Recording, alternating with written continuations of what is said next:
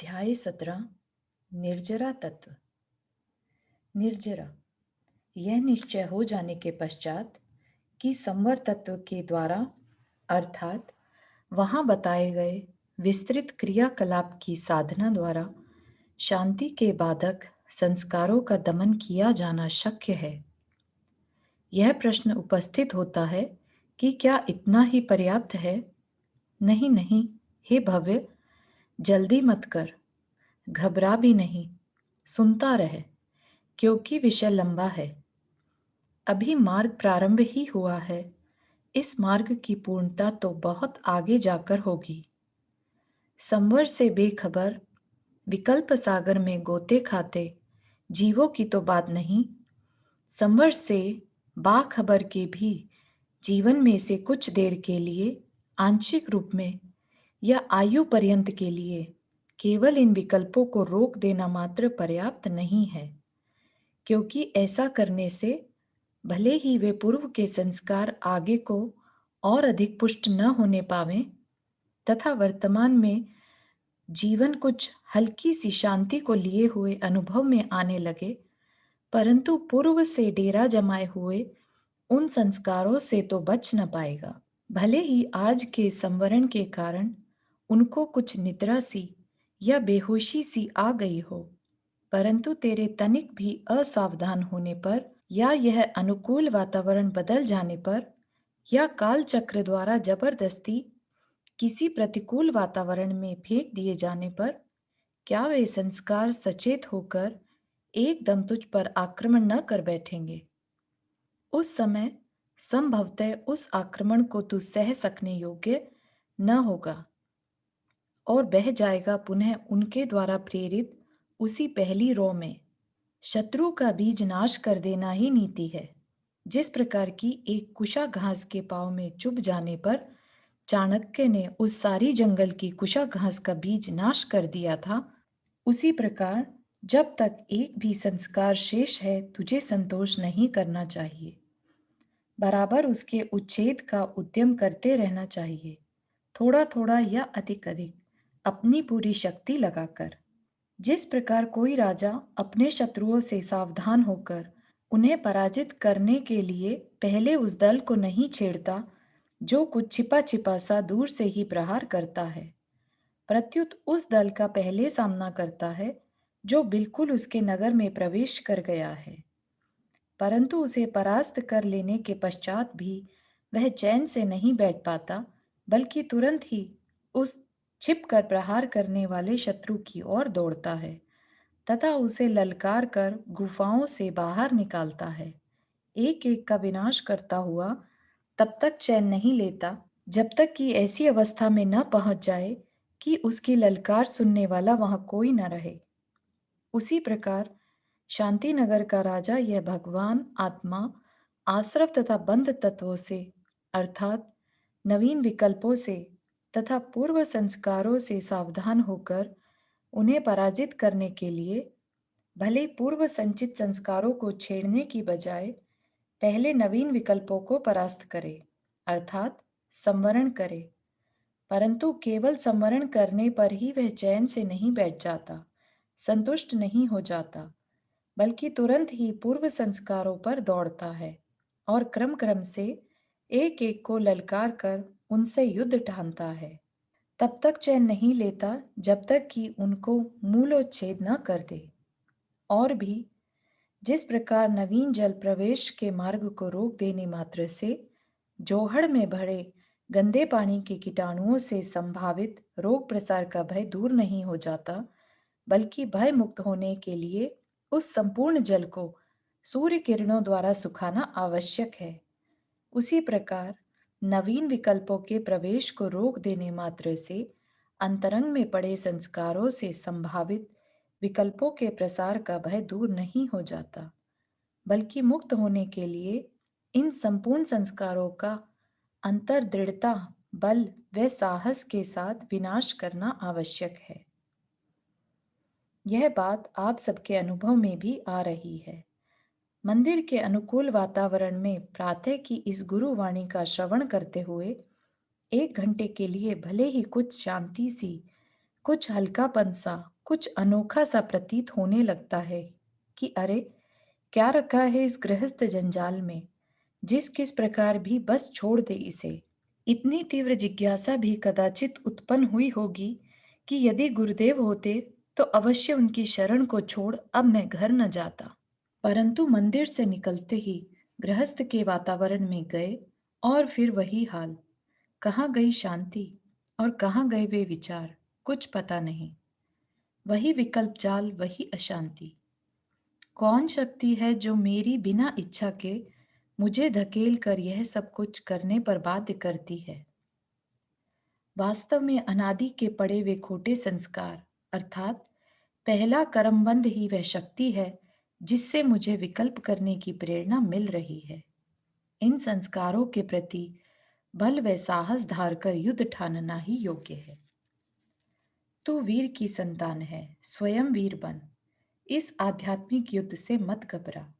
आज तेरे पास शक्ति है उस प्रकाश की, उस ज्ञान की, उस जिज्ञासा व भावना की, उस आंतरिक प्रेरणा की, जो कि गुरुवाणी सुनने से सौभाग्यवश तेरे अंदर उत्पन्न हुई है। अब भी यदि इन संस्कारों को न ललकारा और इनके साथ युद्ध करके अपना पराक्रम न दिखाया तो कब दिखाएगा? क्या उस समय, जबकि काल चक्र द्वारा एक ऐसे वातावरण में फेंक दिया जाएगा जहां न होगी गुरुवाणी, न होगा देव दर्शन, न होगी आज की भावना, न होगा यह ज्ञान व प्रकाश, परंतु तू होगा इन संस्कारों के प्रकोप का शिकार, बहता हुआ होगा इन विकल्पों के ऐसे तीव्र वेग में कि जहां तेरे हाथ पांव मारना भी निरर्थक होगा। याद रख कि ये दुष्ट संस्कार बड़े प्रबल हैं, सदा ही अपनी रक्षा के प्रति सावधान रहा करते हैं। कभी प्राणी में ज्ञान का प्रकाश नहीं होने देते, क्योंकि ये जानते हैं कि इस प्रकाश की एक किरण भी यदि हृदय में प्रवेश पा गई तो लेने के देने पड़ जाएंगे। इस कारण भय व प्रलोभन के अनेकों विकल्पों से ये कभी भी प्राणी को अवकाश लेने नहीं देते। आज तो तुझे यह स्वर्ण अवसर प्राप्त हुआ है, इसे केवल अपना सौभाग्य समझ। संभवतः इस अवसर पर आकर इन संस्कारों को कुछ ऊंग आ गई थी, तभी तो यह वातावरण तेरे द्वारा प्राप्त किया जाना संभव हो सका है। आज ये संस्कार स्वयं अपनी भूल पर पछता रहे हैं और देख कितने सहमे हुए से प्रतीत हो रहे हैं।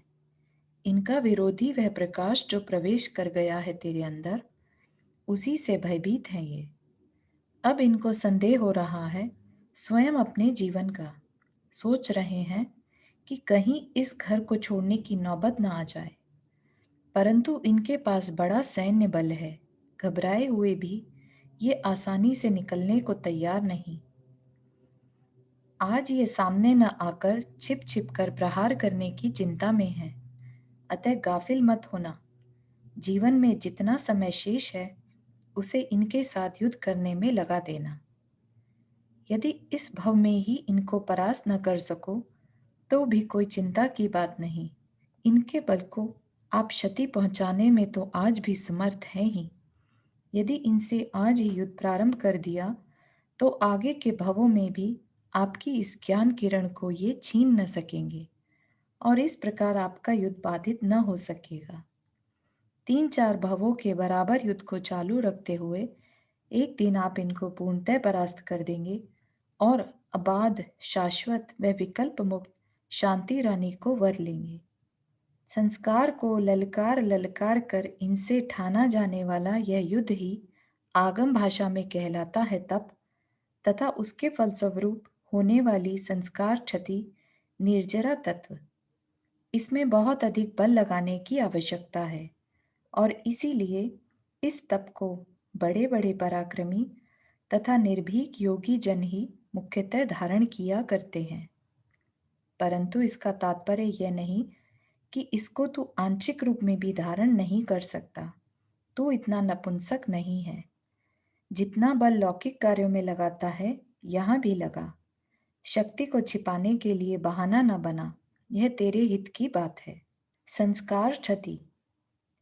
शांति प्राप्ति की दिशा में पूर्व संस्कारों को तोड़ने के लिए तप के द्वारा वर्तमान अल्प स्थिति में अपनाई जाने वाली उन क्रिया विशेषों को बताने से पहले इस स्थान पर यह बतला देना आवश्यक है कि किसी भी अच्छे या बुरे लौकिक संस्कार को बनाने का क्रम पहले बताया जा चुका है।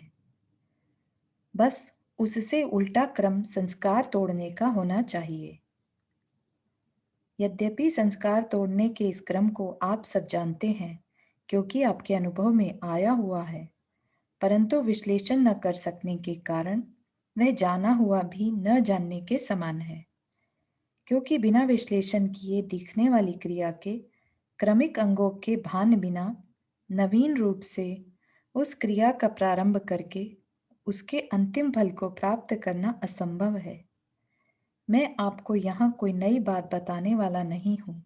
यह बात वही है जिसे आप सब जानते हैं। अंतर केवल इतना ही है कि आप विश्लेषण रहित जानते हैं और मैं उसी का विश्लेषण करके दिखा रहा हूँ। बंध तत्व में संस्कार को बनाने के क्रम का विश्लेषण करते हुए यद्यपि चोर का दृष्टांत दिया गया है, परंतु सुलभता से समझाया जा सके इस प्रयोजन से यहाँ गाली के संस्कार को तोड़ने का दृष्टांत दिया जा रहा है। आपकी दृष्टि से बहुत से व्यक्ति ऐसे गुजरे होंगे जो हर बात में किसी गाली रूप अश्लील वचन का प्रयोग कर जाते हैं, परंतु स्वयं यह नहीं जान पाते कि उन्होंने कोई भी अयोग्य वचन कहा है। एक लंबे अभ्यासवश आज वह क्रिया उनकी अबुद्धिपूर्वक की कोटि में जा चुकी है। इसी को लोक में तकिया कलाम कहकर पुकारा जाता है। स्वयं जान पाने की बात तो दूर रही, आपके द्वारा संकेत करने पर भी उन्हें आपकी बात पर विश्वास नहीं आता और कह बैठते हैं कि नहीं नहीं, मैंने तो कोई अश्लील वचन नहीं कहा है। इतना पुष्ट हो गया है वह संस्कार कि उनके विवेक को सर्वथा ढक लिया है। वे दोष करके भी उसको स्वीकार करने के लिए तैयार नहीं होते। दृष्टांत में उनके संस्कार को तोड़ने का क्रम बताना है। इसको तोड़ने के लिए साधक को उत्तरोत्तर अनेकों स्थितियों में से गुजरना पड़ेगा। पहली स्थिति तो अविवेक पूर्णता की ऊपर कही हुई वह स्थिति है जहाँ की उसको दोष का स्वीकार ही नहीं होता। यह है पुरुषार्थहीनता की स्थिति और इसलिए इसका समावेश अभिष्ट मार्ग में नहीं हो सकता। हाँ, इससे आगे की उस दूसरी स्थिति से अवश्य मार्ग प्रारंभ हो जाता है, जबकि वह आपके सुझाने पर यह विचारने लगता है कि ठीक ही होगा, गाली अवश्य मेरे मुंह से निकली होगी, नहीं तो ये मुझे क्यों टोकते, इनको मुझसे कोई द्वेष थोड़े ही है। और इस प्रकार आपके कहने पर केवल विश्वास के आधार पर अपने अपराध को स्वीकार कर लेता है। इससे आगे तीसरी स्थिति वह है जबकि कदाचित अपने मुख से निकली गाली पर स्वतः ही उसका उपयोग चला जाने पर उसे यह भान होने लगे कि हाँ, गाली निकलती तो अवश्य है, मेरे मित्र ठीक ही कहा करते हैं। चौथी स्थिति वह है जबकि उसको अपने मुंह से निकली उस गाली की अनिष्टता का भान होने लगे कि मेरी यह आदत अच्छी नहीं है, सभ्य व्यक्तियों को यह शोभा नहीं देती, इसे अवश्य त्यागना चाहिए। अर्थात अपराध संबंधी निंदा व उसे छोड़ने की तीव्र जिज्ञासा उसमें जागृत हो जाए। पांचवी स्थिति वह है कि आपके द्वारा सावधान किए जाने पर तत्क्षण ही वह उसके मुंह से निकला शब्द उसके ध्यान में आ जाए और अंतरंग में वह अपने उस कृत्य पर पछताने लगे। छठी स्थिति वह है जबकि बिना आपकी सहायता के स्वतः ही कह चूकने के पश्चात उसे भान होने लगे कि वह शब्द उसके मुंह से निकल चुका है तथा अपने कृत्य पर वह पछताने लगे। यहाँ उसकी यह क्रिया अबुद्धि से बुद्धि की कोटि में आ चुकी है। सातवीं स्थिति वह है जबकि आधा शब्द निकला है और आधा शब्द निकलने को ही था कि उसने बलपूर्वक रोक लिया तथा हो चुकने वाले आधे कृत्य पर वह अंदर ही अंदर अपनी निंदा कर रहा है। आठवीं स्थिति वह है जबकि अंदर में बोलने के प्रति अभी यत्न या चंचलता हुई ही थी कि उसे इसका पता चल जाता है और वहीं उसे दबा देता है, बाहर में बिल्कुल प्रकट नहीं होने देता और अंदर में भी क्यों प्रकट हुआ उसकी चिंता करने लगता है। नवमी स्थिति वह है जबकि अंतर में वह चंचलता होनी ही बंद हो जाती है। बस अब उसका वह संस्कार टूटा ही जानो। गाली का संस्कार तोड़ने का एक लंबे समय तक चलने वाला वह पुरुषार्थ विश्लेषण द्वारा 9 कोटियों में विभाजित करके दर्शाया गया। इसका यह अर्थ नहीं कि सर्वत्र 9 ही कोटियां बनाने की आवश्यकता है। तत्व को समझने से मतलब है। यहाँ ऊपर की 9 स्थितियों में हम स्पष्ट देख रहे हैं कि प्रत्येक आगे आगे की स्थिति इष्ट की सिद्धि में पहली पहली से कुछ ऊंची है, क्योंकि आगे आगे संस्कार की शक्ति में कुछ हानि देखी जाती है। यदि ऐसा ना हुआ होता तो पुरुषार्थ का आगे बढ़कर अंतिम फल को प्राप्त कर लेना असंभव था। बस जितने अंश में प्रति स्थिति संस्कार की शक्ति में क्षति आई है, उतने अंश में उस संस्कार की निर्जरा हुई है। पूर्ण क्षति का नाम पूर्ण निर्जरा या संस्कार से मुक्ति है। क्रोध के संस्कार को तोड़ने का भी यही नियम है। किसी भी दूषित संस्कार को तोड़ने का यही नियम है। पहला, अपराध का स्वीकार। दूसरा, अपराध का अनुभव। तीसरा, उसे तोड़ने की जिज्ञासा व उस कृत्य की निंदा। चौथा, किसी अन्य की सहायता से उसका अबुद्धि से बुद्धि की कोटि में आना तथा तत्संबंधी पछतावा करना। पांचवा, बिना किसी की सहायता के बुद्धि की कोटि में आना तथा अपने कृत्य पर अपने को धिक्कारना। छठा, आधा अपराध होने पर आधे को रोक लेना और पछताना। सातवां, संपूर्ण को बाहर प्रकट होने से रोक लेना तथा अंतर में उठे तत्संबंधी विकल्प को धिक्कारना। आठवां, अपराध संबंधी अंतर विकल्प को भी रोक लेना। प्रतिकूल वातावरण। बस यही क्रम है उन पुष्ट संस्कारों को तोड़ने का, जिनके कारण मैं अपनी इच्छा के बिना भी अपने अतिरिक्त अन्य चेतन व अचेतन पदार्थों में इष्ट व अनिष्ट भाव कर बैठता हूँ और व्याकुलताजनक विकल्प जाल में फंसकर अशांत हो जाता हूँ। उपरोक्त दृष्टांत पर से यह बात भी भली भांति सिद्ध हो जाती है कि इस प्रकार किया गया पुरुषार्थ प्रतिकूल वातावरण में ही हो सकता है, अनुकूल वातावरण में नहीं। घर के एकांत कमरे में बैठकर गाली के संस्कार को तोड़ने का प्रयत्न नहीं किया जा सकता।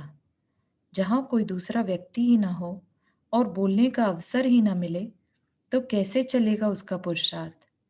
कैसे पहुंचेगा ऊपर ऊपर की स्थिति में? और क्रम चलना असंभव हो जाएगा।